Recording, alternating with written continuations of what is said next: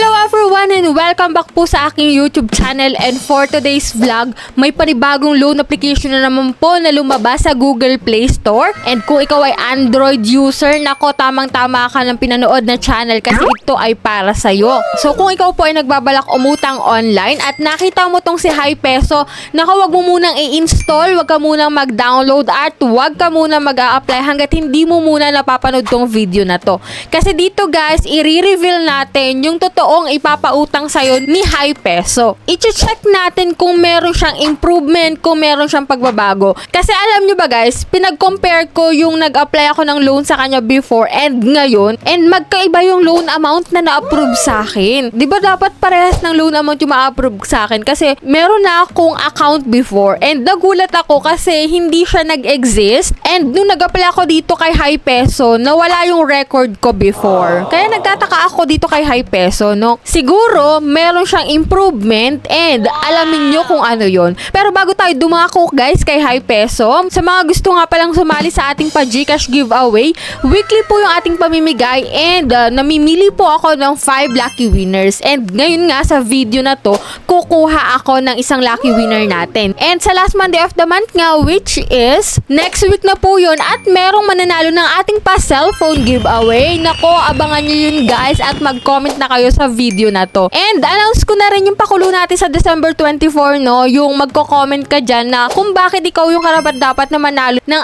ating papasko ngayon 2023. So, mag-comment na rin kayo dyan guys para mapili ko na yung ating top 5 at i-announce natin sa December 24 yung ating winner, no? Ayan, balik na po tayo dito kay HiPeso. So, ngayon ito yung pag-uusapan natin, which is 20,000 nga daw yung pwedeng ipaloan sa'yo. Pero i-check muna natin kung anong meron sa app na to, kung nagbago na ba siya at kung magkano ba talaga yung tunay na ipapaloan sa atin. So, keep on watching guys.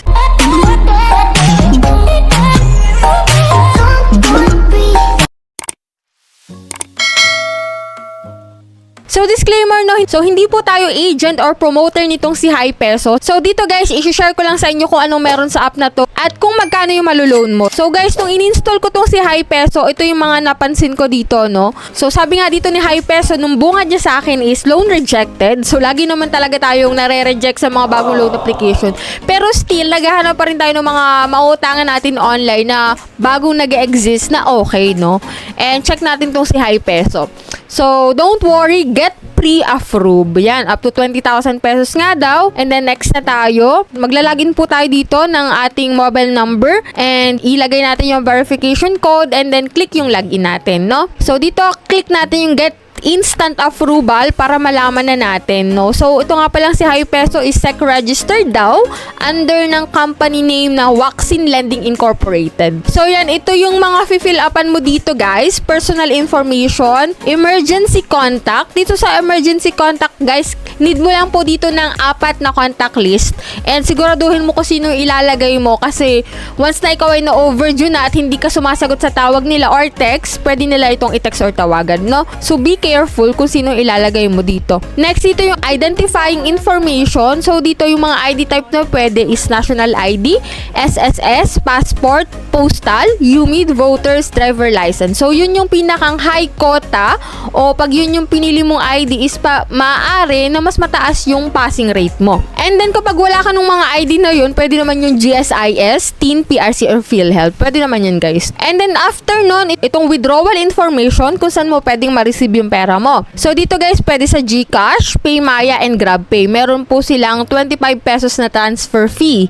And pwede din naman sa mLuhulier or RD Pawn Shop. Yun nga lang guys, medyo mataas yung transfer fee, which is 130 pesos. Or pag wala ka naman doon is any banks, pwede dito. Ayan, dito na tayo sa pinaka-exciting part. Kasi last time, nung nag-apply ako dito kay HiPeso, 2,000 pesos yung na-approve na loan amount sa akin. And almost 1,135 something ata na lang yung marireceive ko kasi maraming ibinawas.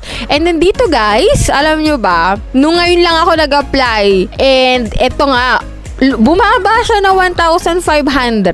So, yun, medyo na-disappoint ako dito kasi nga 1,500 lang yung maximum, pero last time na nag-apply ako 2,000. So, bumaba, no? So, yan, 150 days daw yung loan term, pero 7 days lang to, guys, no? Huwag kayo maniniwala doon sa 150 days.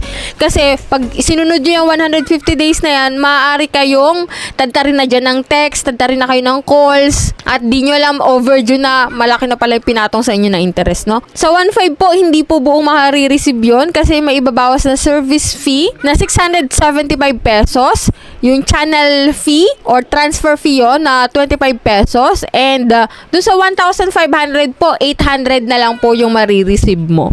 So, yan. I-install mo pa ba tong si Hi Peso?